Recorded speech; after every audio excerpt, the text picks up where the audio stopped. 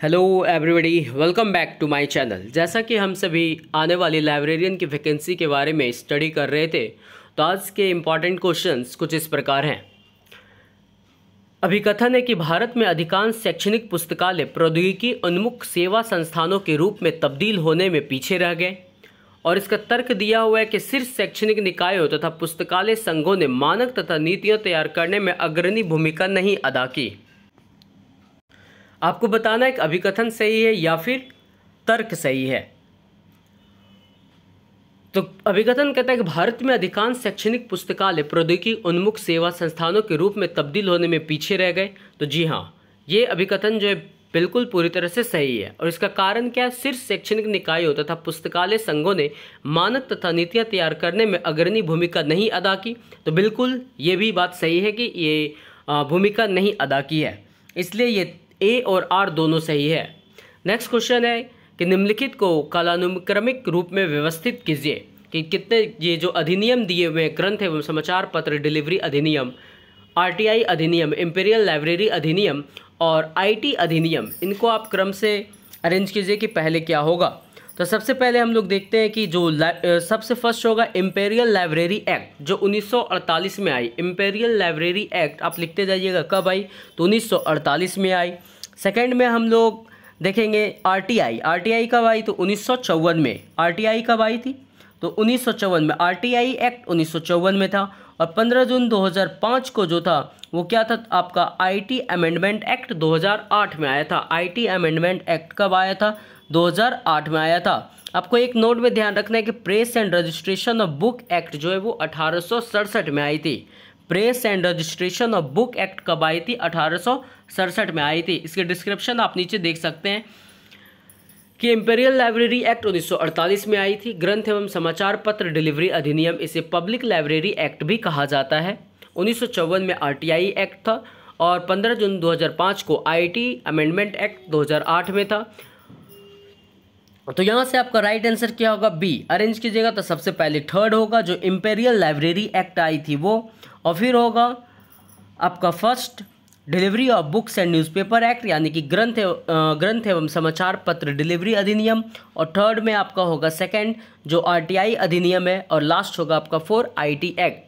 तो अगर इसको अरेंज करना होगा तो आपका ऑप्शन होगा option number B. Next question है कि निम्नलिखित को उनके स्थापित होने के वर्ष के अनुसार व्यवस्थित कीजिए। यहाँ पे कुछ लाइब्रेरी दिया हुआ है, उनके वर्ष के अनुसार क्या करना है, आपको अरेंज करना है।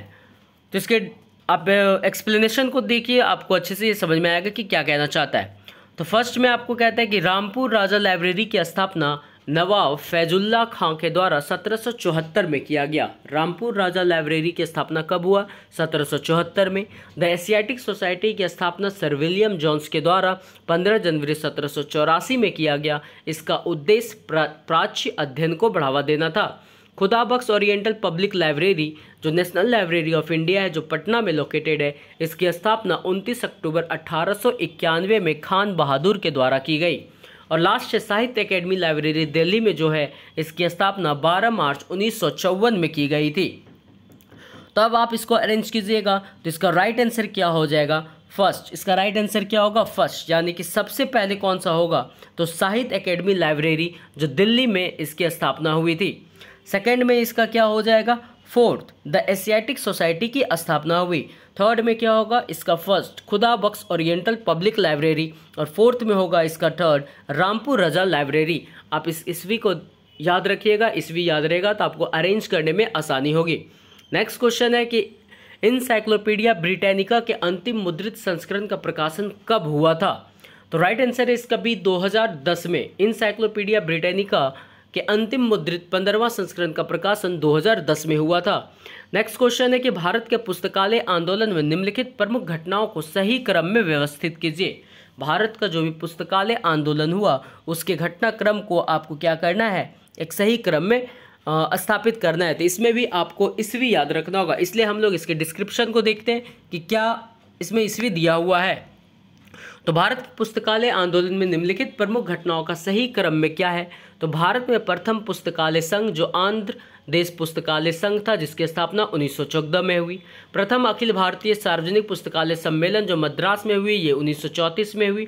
और प्रथम अखिल भारतीय पुस्तकालय सम्मेलन जो कलकत्ता में हुआ, ये 1933 में हुई। और मद्रास में पहला सार्वजनिक पुस्तकालय अधिनियम अनियमित किया गया था। तो इसका राइट आंसर क्या हो जाएगा? ए, मतलब फर्स्ट में सबसे पहले होगा आपका डी, फिर होगा बी, फिर ए एंड सी। सबसे फर्स्ट में क्या होगा?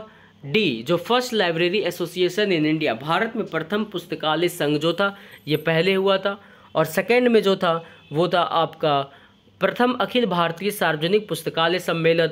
और थर्ड में जो था वो आपका था ए, प्रथम अखिल भारतीय पुस्तकालय सम्मेलन। और लास्ट जो आपका था वो था सी, मद्रास में पहला सार्वजनिक पुस्तकालय अधिनियम।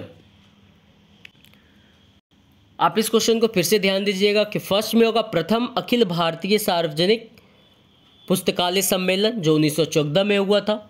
सेकंड हुआ था मद्रास में, सेकंड में हुआ था प्रथम अखिल भारतीय पुस्तकालय सम्मेलन जो 1933 में हुआ था। थर्ड में हुआ था प्रथम अखिल भारतीय सार्वजनिक पुस्तकालय सम्मेलन जो 1934 में हुआ। और लास्ट में हुआ मद्रास में पहला सार्वजनिक पुस्तकालय अधिनियम जो 1948 में हुआ।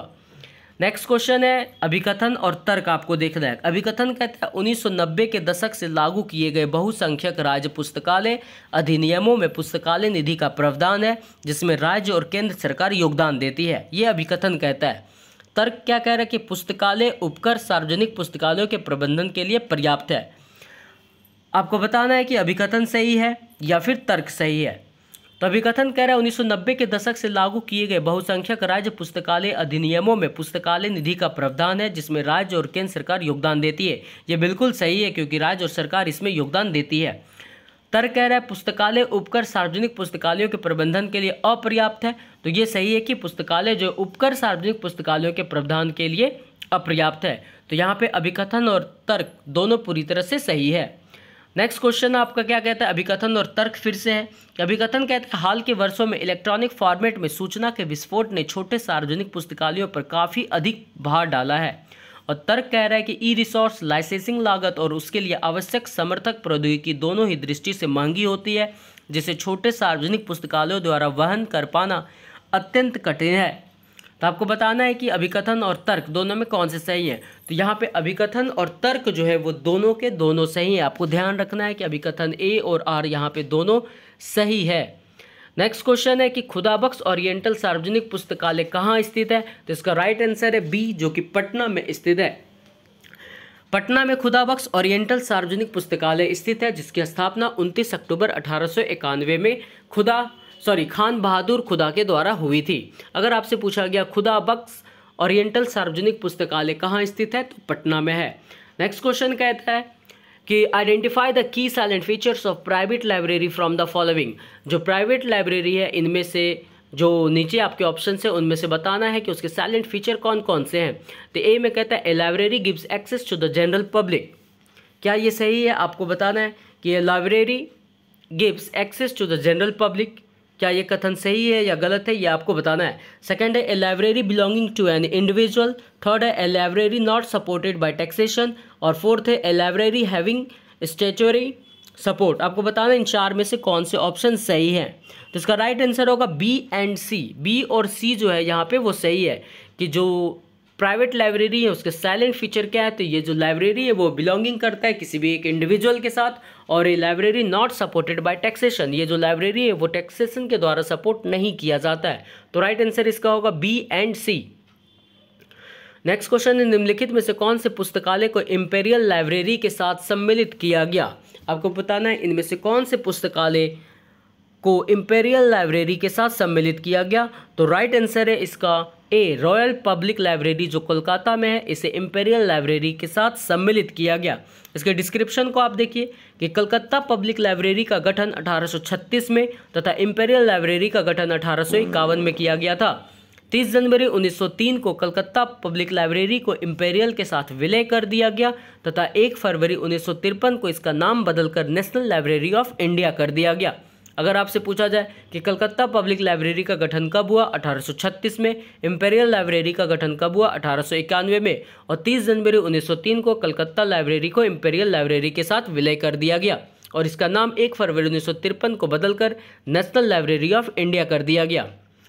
नेक्स्ट क्वेश्चन है कि INB की प्रत्येक प्रविष्टि में पूर्ण ग्रंथ परक विवरण डैश अनुभाग में दी जाती है। किस अनुभाग में दी जाती है आपको बताना है। तो इसका राइट आंसर है वर्गीकृत। INB की प्रत्येक प्रविष्टि में पूर्ण ग्रंथ परक विवरण वर्गीकृत अनुभाग में दी जाती है। नेक्स्ट क्वेश्चन है कोलकाता में भारतीय राष्ट्रीय पुस्तकालय के प्रकाशन निम्नलिखित में से कौन से हैं। कोलकाता में जो है भारतीय राष्ट्रीय पुस्तकालय के प्रकाशन निम्नलिखित में से कौन से हैं आपको बताना है। ऑप्शन है इंडेक्स ट्रांसलेशनल, इंडिकरम, इंडेक्स इंडियाना और इंडियन नेशनल बिब्लियोग्राफी, या तो अ biography of dictionaries and encyclopaedias in Indian language 1964। आपको बताना है कि कोलकाता में भारतीय राष्ट्रीय पुस्तकालय के प्रकाशन में निम्नलिखित में से कौन से हैं। तो इसका राइट आंसर होगा सिर्फ A and D, इंडेक्स ट्रांसलेशनम इंडिकरम और ए biography of dictionaries and encyclopaedias in India language. ये दोनों के दोनों कोलकाता में भारतीय राष्ट्रीय पुस्तकालय के प्रकाशन में हैं। नेक्स्ट क्वेश्चन है आपका कलकत्ता पब्लिक लाइब्रेरी की स्थापना मुख्य रूप से किसकी पहल पर की गई थी। कलकत्ता पब्लिक लाइब्रेरी की स्थापना मुख्य रूप से किसकी पहल पर की गई थी। तो इसका राइट आंसर है D, J.H. स्टाकेलर। J.H. स्टाकेलर जो है इसका राइट आंसर है। इसका एक्सप्लेनेशन को आप समझिए कि कलकत्ता पब्लिक लाइब्रेरी की स्थापना मुख्य रूप से J.H. स्टाकेलर की पहल पर की गई थी। खलीफा मोहम्मद असदुल्ला 1947 से पहले भारतीय उपमहाद्वीप में पुस्तकालय आंदोलन के अग्रणी थे। 1947 में स्वतंत्रता के समय पाकिस्तान के लिए चुने जाने वाले वे पहले प्रमुख पुस्तकालय अध्यक्ष भी थे। कौन? तो खलीफा मोहम्मद असदुल्ला। नेक्स्ट क्वेश्चन है निम्नलिखित में से कौन से प्रकाशन भारतीय राष्ट्रीय ग्रंथ सूची के विषय क्षेत्र से बाहर है। आपको बताना है इनमें से कौन सा प्रकाशन भारतीय राष्ट्रीय ग्रंथ सूची के विषय के क्षेत्र से बाहर है। तो इसका राइट आंसर जो होगा ऑप्शन क्या क्या है, तो नक्शे, फिर सेकंड है पाठ्य पुस्तकों की गाइड, नए आवधिक पत्रिका का पहला अंक, या तो फिर म्यूजिकल स्कोर। आपको बताना है इनमें से कौन सा जो है प्रकाशन भारतीय राष्ट्रीय ग्रंथ सूची के विषय क्षेत्र से बाहर है। तो इसका राइट आंसर होगा 1, 2 और 4। 1, 2 और 4 जो है वो बाहर है, मतलब नक्शे और पाठ्य पुस्तकों की गाइड और म्यूजिकल स्कोर जो है भारतीय राष्ट्रीय ग्रंथ सूची के विषय क्षेत्र से बाहर है। आपको ध्यान रखना है। नेक्स्ट क्वेश्चन है आपका नीचे दिए गए नामों से भारतीय राष्ट्रीय पुस्तकालय के पूर्व पुस्तकाध्यक्षों की पहचान करें। नीचे जितने भी नाम दिए गए हैं उनमें भारतीय राष्ट्रीय पुस्तकालय के पूर्व पुस्तकाध्यक्षों की पहचान करें, मतलब भारतीय राष्ट्रीय पुस्तकालय बनने के पूर्व कौन कौन पुस्तकाध्यक्ष इनमें से रहे हैं 91 में। तो इसका राइट आंसर होगा आपका सेकंड एंड फोर कल्पना दासगुप्ता और के.एम. असदुल्ला। कल्पना दासगुप्ता और के.एस. अब्दुल्ला जो हैं वो भारतीय राष्ट्रीय पुस्तकालय के पूर्व पुस्तकाध्यक्ष थे। नेक्स्ट क्वेश्चन है कि इंडियन लाइब्रेरी रिव्यू निम्नलिखित में से किसका ब्लॉग है। इंडियन लाइब्रेरी रिव्यू निम्नलिखित में से किसका ब्लॉग है। तो इसका राइट आंसर है भारतीय राष्ट्रीय पुस्तकालय का। इंडियन लाइब्रेरी रिव्यू निम्नलिखित में से किसका ब्लॉग है, तो भारतीय राष्ट्रीय पुस्तकालय का ब्लॉग है। नेक्स्ट क्वेश्चन है स्वतंत्रता पश्चात भारतीय राष्ट्रीय पुस्तकालय के प्रथम पुस्तकाध्यक्ष कौन थे। स्वतंत्रता पश्चात भारतीय राष्ट्रीय पुस्तकालय के प्रथम पुस्तकाध्यक्ष कौन थे। तो इसका ऑप्शन से KS. Asadullah, D.R. Kaliya, B.S. Keshavan और कल्पना दासगुप्ता।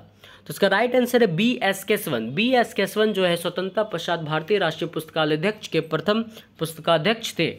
इसके डिस्क्रिप्शन को आप समझिए कि B.S. केशवन स्वतंत्रता पश्चात भारतीय राष्ट्रीय पुस्तकालय के प्रथम पुस्तकाध्यक्ष थे।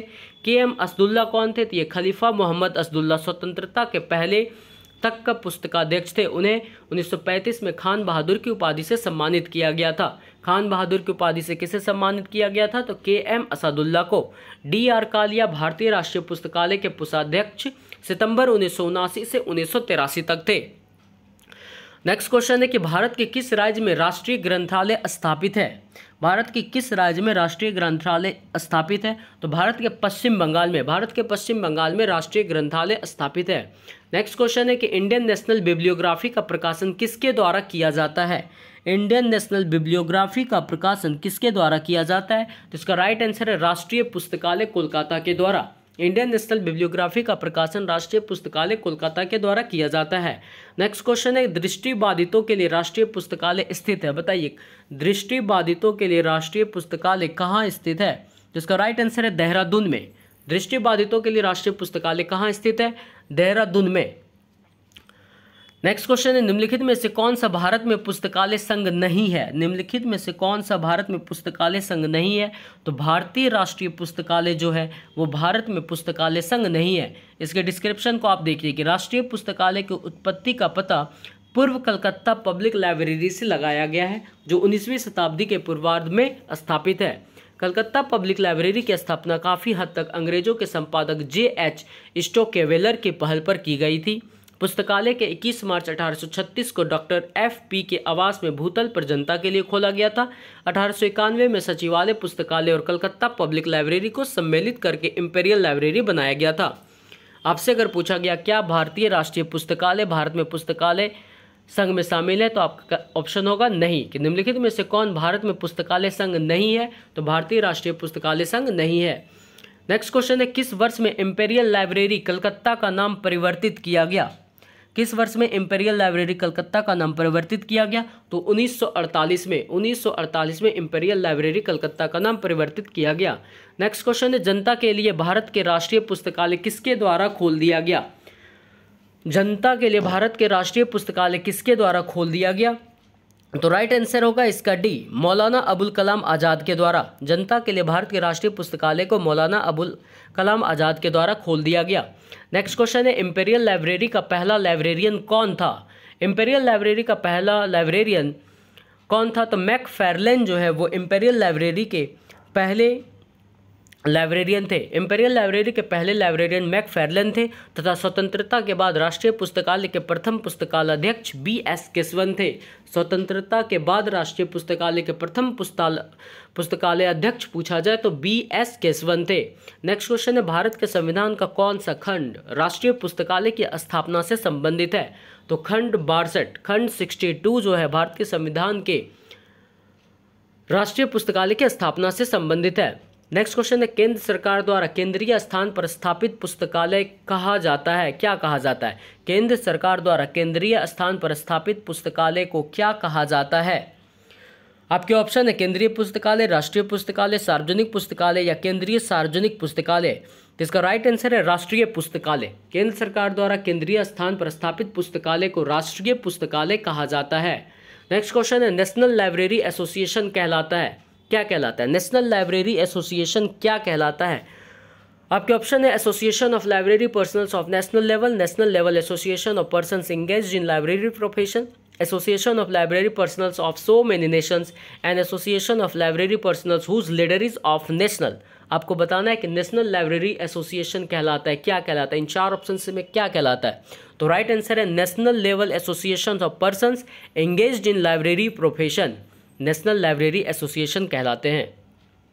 नेक्स्ट क्वेश्चन है कि आपको अरेंज करना है फिर से निम्नलिखित को इनके आरंभ होने के वर्ष के क्रम में संयोजित कीजिए कि Indian national bibliography, British national bibliography, cumulative book index और बुक्स इन प्रिंट, इन चारों को इनके आरंभ होने के वर्ष से आपको अरेंज करना है। तो इसका राइट आंसर क्या होगा? डी। मतलब सबसे पहले होगा सी, कम्युलेटिव बुक इंडेक्स पहले आया, फिर आया बुक्स इन प्रिंट, फिर आया आपका ब्रिटिश नेशनल बिब्लियोग्राफी और फिर आया आपका Indian national bibliography. Next question है, दृष्टिहीन एवं विकलांग व्यक्तियों के लिए भारत का राष्ट्रीय पुस्तकालय कहाँ स्थित है? दृष्टिहीन एवं विकलांग व्यक्तियों के लिए भारत का राष्ट्रीय पुस्तकालय कहाँ स्थित है? तो राइट आंसर है इसका देहरादून में। दृष्टिहीन एवं विकलांग व्यक्तियों के लिए भारत का राष्ट्रीय पुस्तकालय कहाँ स्थित है? देहरादून में। नेक्स्ट क्वेश्चन है, इंपीरियल लाइब्रेरी का नाम भारतीय पुस्तकालय किस वर्ष में किया गया? 1948 में। इंपीरियल लाइब्रेरी का नाम भारतीय पुस्तकालय किस वर्ष किया गया? 1948 में। राष्ट्रीय पुस्तकालय की उत्पत्ति का पता पूर्व कलकत्ता पब्लिक लाइब्रेरी से लगाया गया है, जो 19वीं शताब्दी के पूर्वार्ध में स्थापित है। कलकत्ता पब्लिक लाइब्रेरी की स्थापना काफ़ी हद तक अंग्रेजों के संपादक J.H. स्टोकेवेलर की पहल पर की गई थी। इस डिस्क्रिप्शन को आप पहले भी देख चुके, इसलिए हम इसको स्किप कर रहे हैं। नेक्स्ट क्वेश्चन है कि INB की आवधिकता क्या है? INB की आवधिकता क्या है, मतलब इसका टाइम पीरियड क्या है INB की? तो INB की आवधिकता जो है वो मंथली होती है, वो मासिक है। INB क्या है समझिए, INB इंडियन नेशनल बिब्लियोग्राफी। आपसे अगर फुल फॉर्म पूछा जाए INB का, तो इंडियन नेशनल बिब्लियोग्राफी का प्रकाशन भारत का राष्ट्रीय पुस्तकालय करता है। इसका प्रकाशन कौन करता है? भारत का राष्ट्रीय पुस्तकालय करता है। वर्तमान में भारतीय राष्ट्रीय ग्रंथ सूची का निर्माण केंद्रीय संदर्भ पुस्तकालय द्वारा किया जाता है। वर्तमान में किसके द्वारा किया जाता है? तो केंद्रीय संदर्भ पुस्तकालय द्वारा। INB का कंप्यूटरीकृत स्वरूप में प्रकाशन जून 2000 में प्रारंभ हुआ। कंप्यूटरीकृत स्वरूप कब प्रकाशित हुआ इसका? 2000 में। INB की आवधिकता जो है वो मासिक है। INB की सूची को क्लासिफाइड पार्ट, सब्जेक्ट इंडेक्स और ऑथर इंडेक्स भागों में विभक्त किया गया है तथा INB को 2 भागों, वर्गीकृत भाग और अनुवर्णित भाग में व्यवस्थित किया गया है। नेक्स्ट क्वेश्चन है, इंडियन लाइब्रेरी रिव्यू ब्लॉग किसने होस्ट किया है? इंडियन लाइब्रेरी रिव्यू ब्लॉग को किसने होस्ट किया है? तो इसका राइट आंसर है राष्ट्रीय पुस्तकालय। राष्ट्रीय पुस्तकालय ने इंडियन लाइब्रेरी रिव्यू ब्लॉग को होस्ट किया है। नेक्स्ट क्वेश्चन है, भारत के राष्ट्रीय पुस्तकालय का अंतिम निदेशक कौन था? भारत के राष्ट्रीय पुस्तकालय का अंतिम निदेशक कौन था? तो स्वप्न चक्रवर्ती। स्वप्न चक्रवर्ती जो है राष्ट्रीय पुस्तकालय के अंतिम निदेशक थे। Thank you. नेक्स्ट आपको नेक्स्ट लाइब्रेरियन के टॉपिक्स मिल जाएंगे इस चैनल पे। अगर आप नए हैं तो चैनल को सब्सक्राइब और शेयर करना मत भूलिएगा। Thank you.